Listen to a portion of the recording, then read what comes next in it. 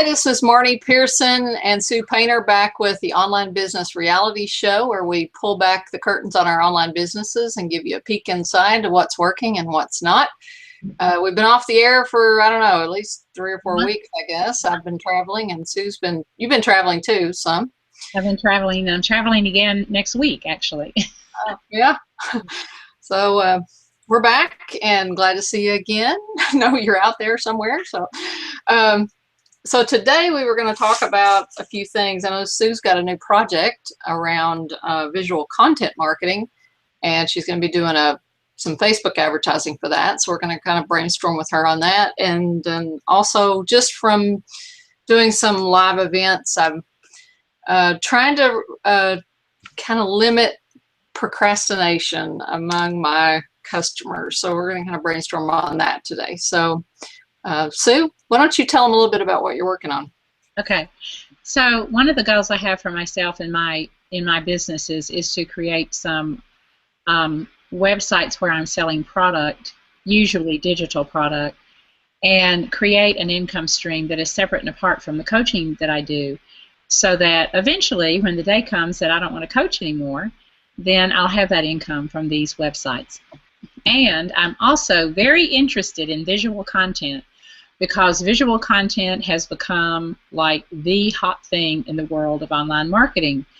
We are inundated with visual content. Visual content simply means pictures, cartoons, videos, infographics, PowerPoint presentation things that are animated and really compelling and interesting to the people who watch them.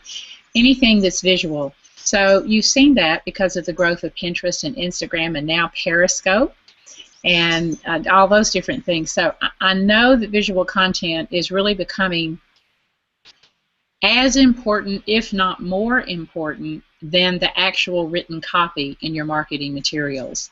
And I talked about this a little bit at the NAMS conference in March, the last time Marnie and I saw each other, because the trend now in marketing, in visual content marketing, is to make visual content so compelling that it actually tells the story without language.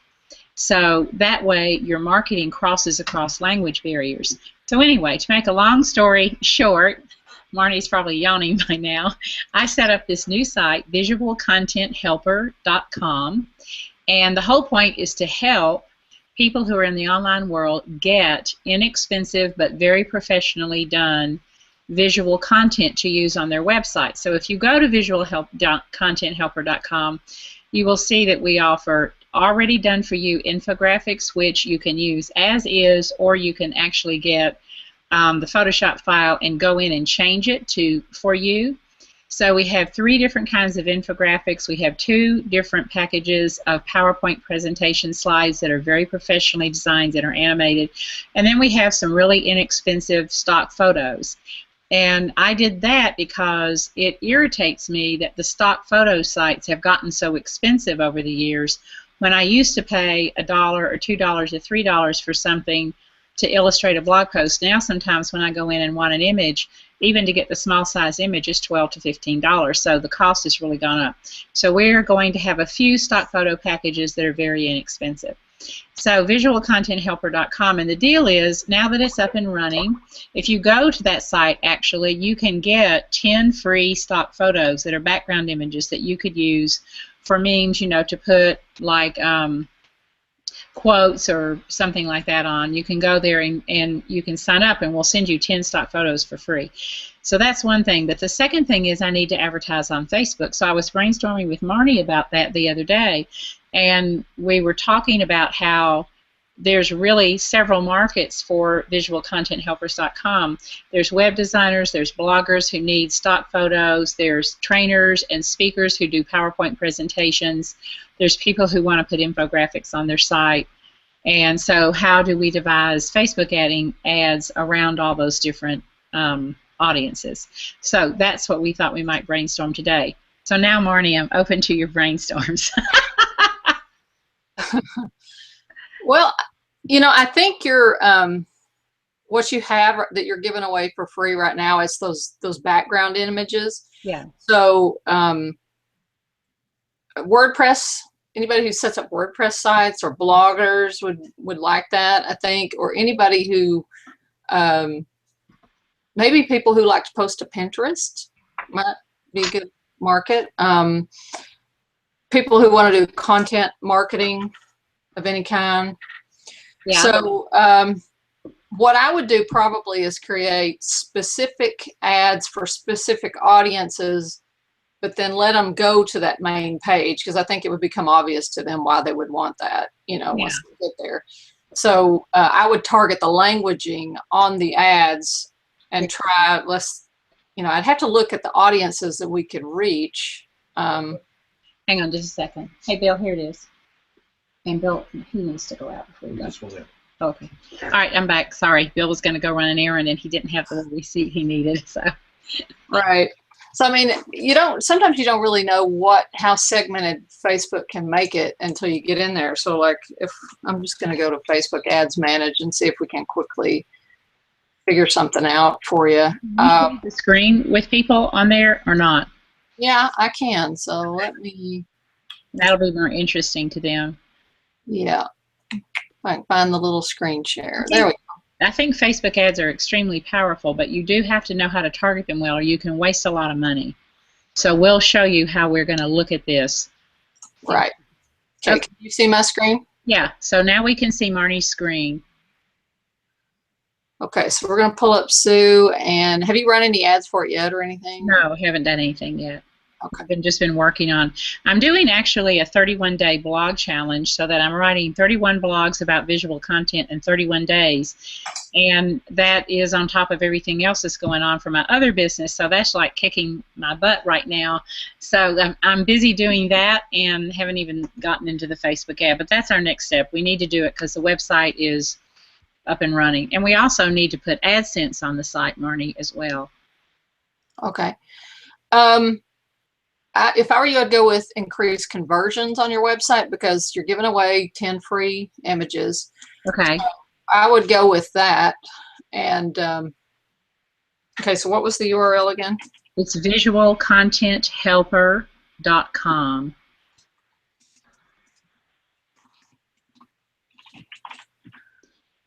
Okay. Now we need a conversion pixel, so we're going to have to like create one for you, and I'll give you the code. I'm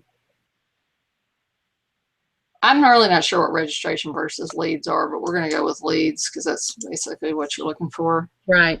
I'm just going to call it Visual Content Helper signups, and we're going to create the pixel. Okay, so we need to get that. We're going to get someone else to add it to your site. Right. Who do we need to send that to?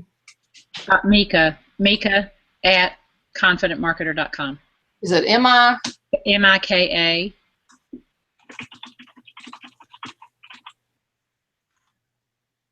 She'll be so surprised. I've been telling her I was going to do this for 3 days now. Okay, so we'll go there. Okay, so it won't actually activate till she puts that up. But okay, now then I'm going to have to pick a graphic and copy and all that, right? Right, but I just kind of want to look at audiences. Right. So what we're doing, setting that aside for a moment, the people who are watching right now live, what we're doing is we're just trolling around to see what kind of audiences might work for the people who would need this kind of visual content that we offer on visualcontenthelper.com. Right. So do you want mainly English speaking? Do you want specific countries, or? I think anybody English speaking would be fine. So okay. That would be U.S., Australia, New Zealand, England, Canada.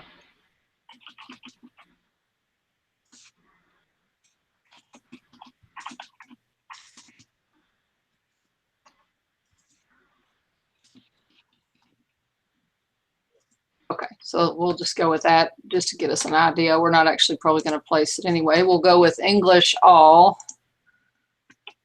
Right. All right. And then see if you can see on the screen that we can actually also pick age group. Oh yeah, what age group would you pick? And 20. so, you know, anybody needs visual content, but I guess I would probably aim it toward maybe 30 on up. Don't you think, Marnie?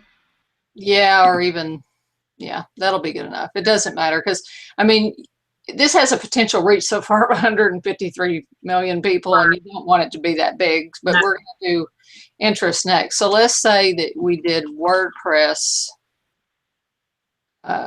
Would it be for beginners, or would it be a WordPress developer? Might be a good one. Or probably WordPress developer because it wouldn't necessarily be for beginners. right, I think To be for online marketers. right. So WordPress developers, look at that, 1,100 people. Yeah, that's too small.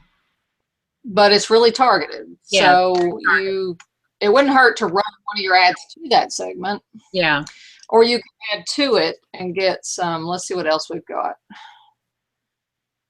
Premium WordPress themes. Somebody who'd wanted that might be, that adds you up to 1,500. Let's see what else. WordPress themes, perhaps. Okay, so that's got you up to 2,500. I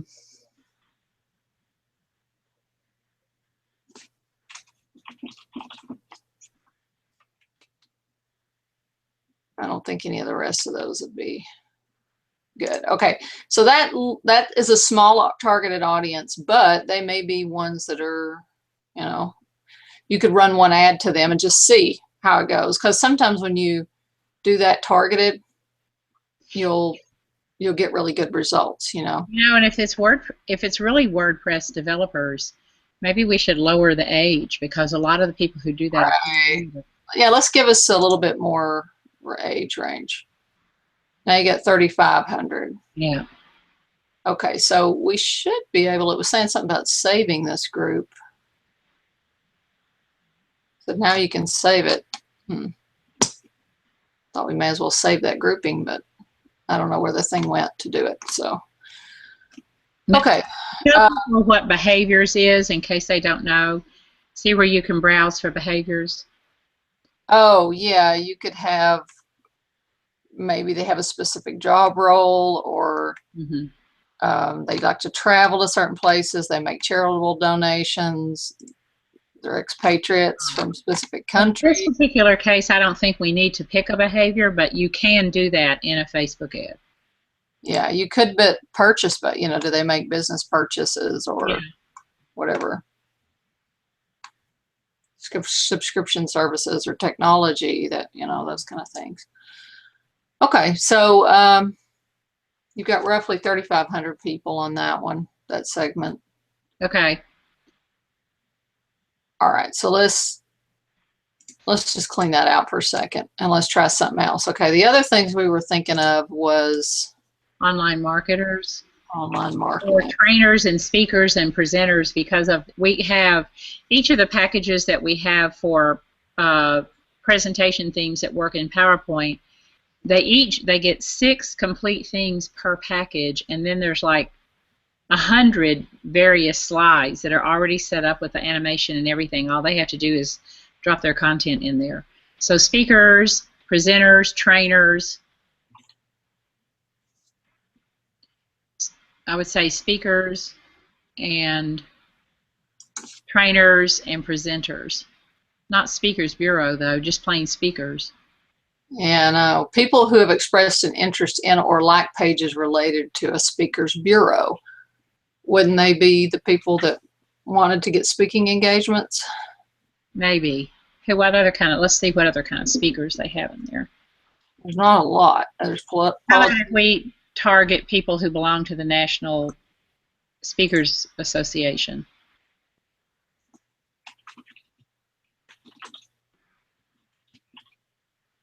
National Speakers Bureau. But also trainers, presenters, public speakers. That got you 1.6 million right there on public speaking and National Speakers Bureau. Yeah. You could even change your Yeah, and I would change back that. up on that one. Yeah, right. 1.5 million. That's plenty big audience for Oh yeah, that. huge big audience. Um, authors? No, not really authors. I think it would be more trainers, people who do training in organizations, teachers.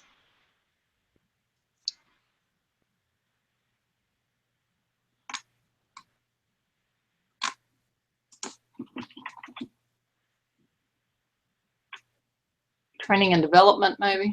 Training and development.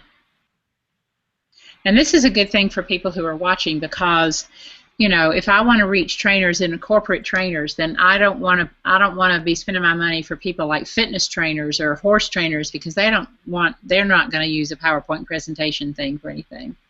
So all I really wanted to show, what Marnie and I wanted to do was show you how when we go in and we think about creating a Facebook ad, these are the ways that you can slice it, dice it within Facebook to make it very targeted to your audience. But then, of course, you've also still got to come up with your graphic and with your copy.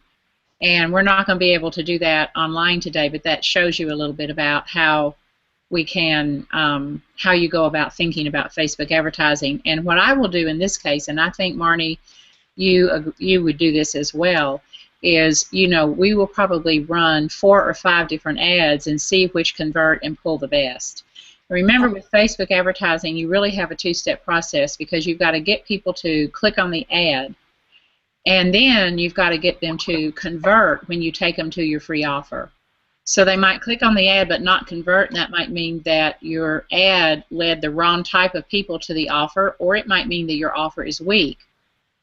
Or you get people who click on the ad and go and also convert, and then you know the two are working together well. And I think sometimes people don't understand that it's a 2-step process. Right. Yeah. You're not seeing my screen anymore, right? I just want I'm seeing your face now. Okay, but you were before. Yeah, I was before. Okay, good. Yeah. All right. Because when I went to turn it off, it acted like it was already off. So I just want to make sure that I had it on. No, I was seeing it.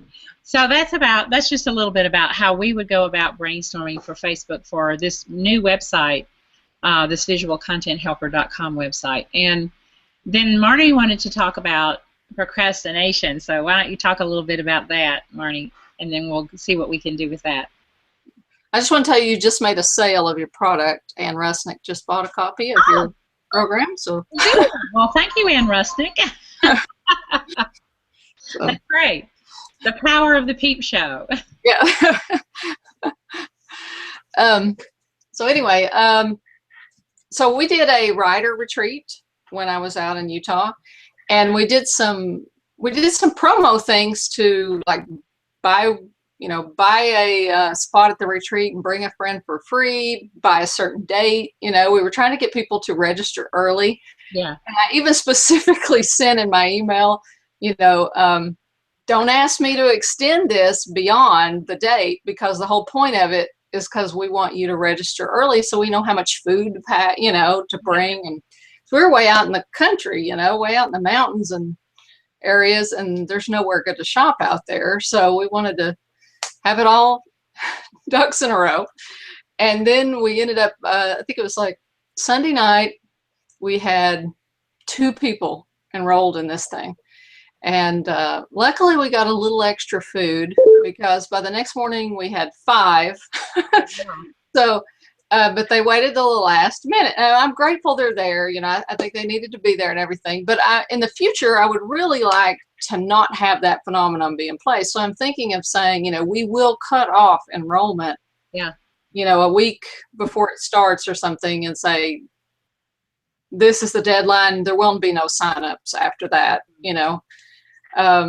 Just because of the logistics and food, it kind of got stressful for Martina, who was managing the food part of it, you know, and I was watching her with it, and I was like, this isn't good, you know. So anyway, any tips that you have for getting people to take action and not wait until the last minute on stuff?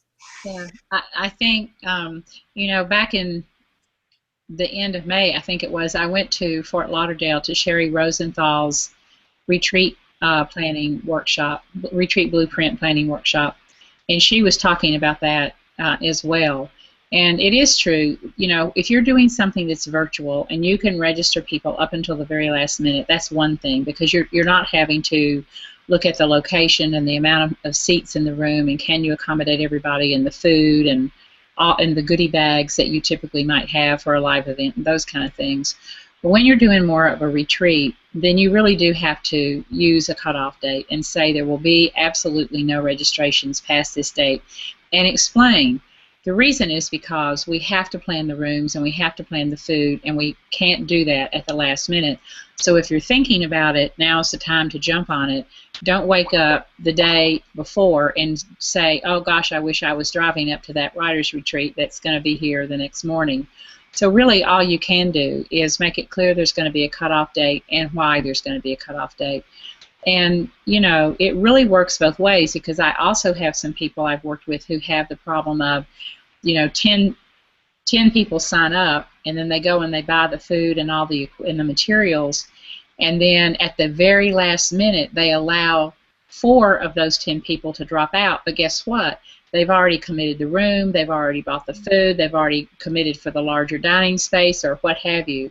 So when you're doing something that is live, then you really do have to have a cutoff date. And if people want to sign up after the cutoff date, too bad, they've waited too long.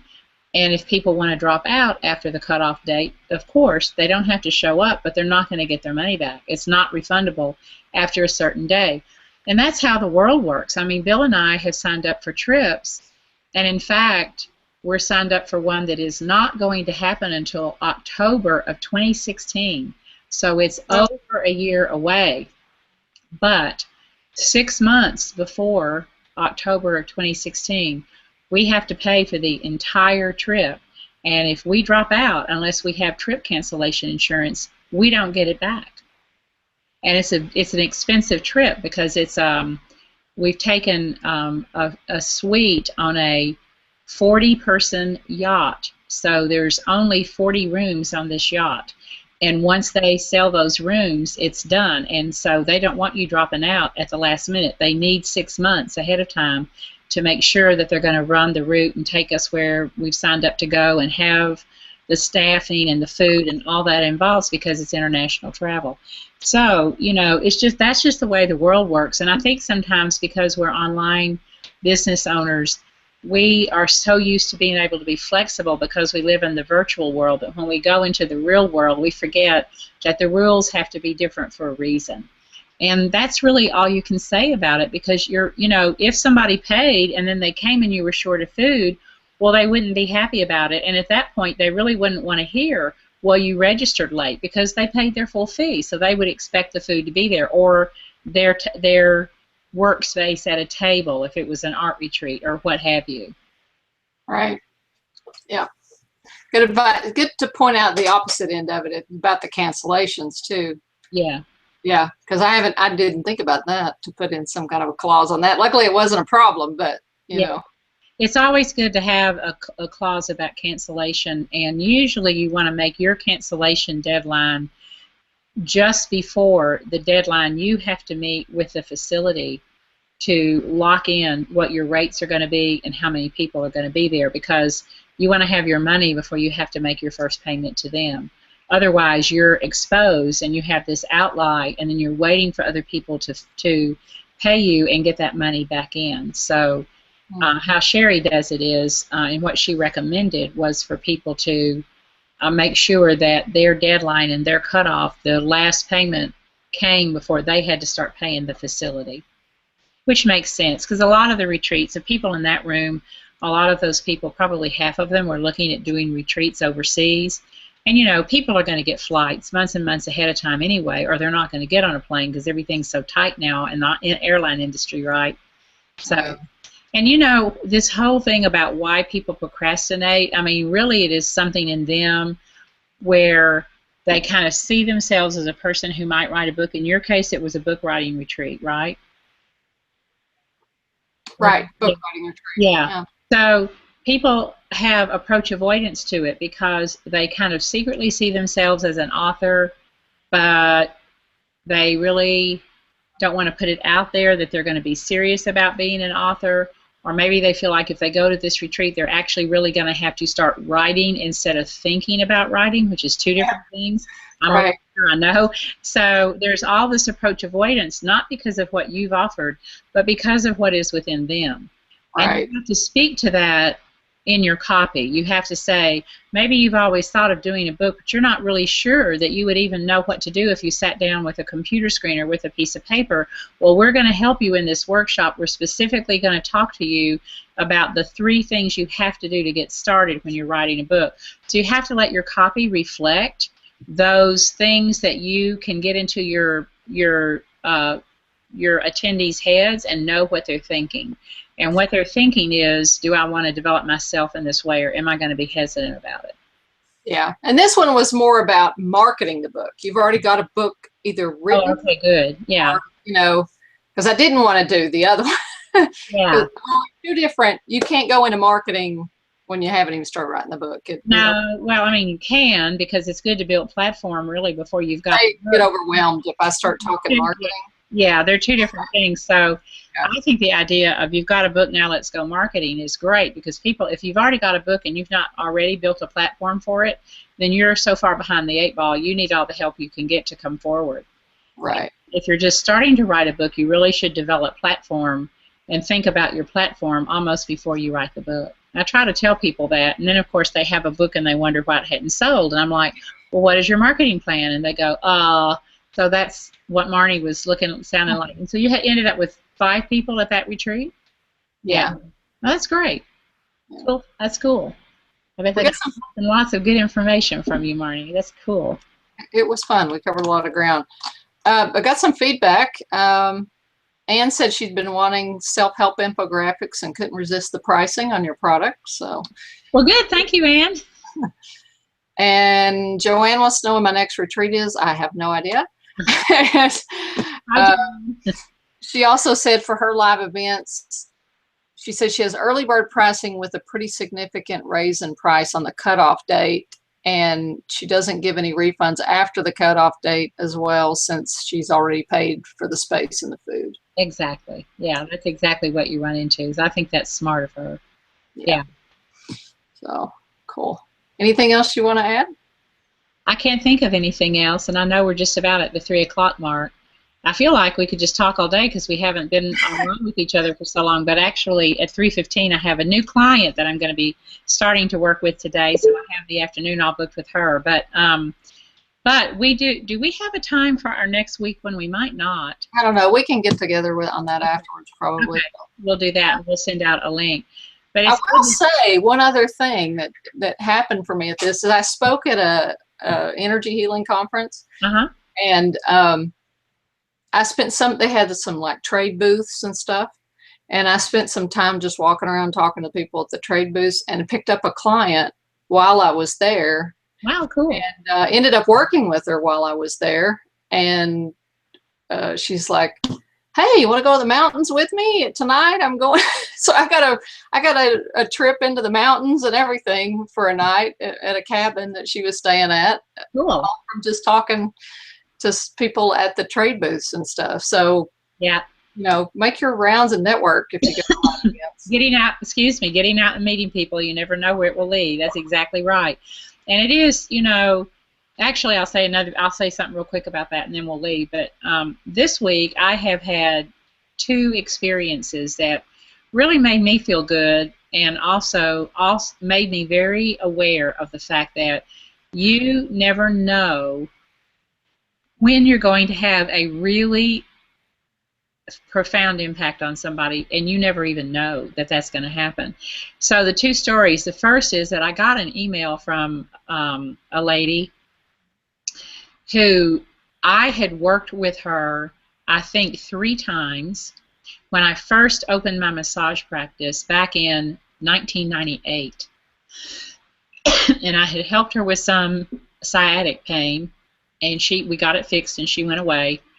She never came back in the 14 years I owned that clinic before I sold it. I never saw her.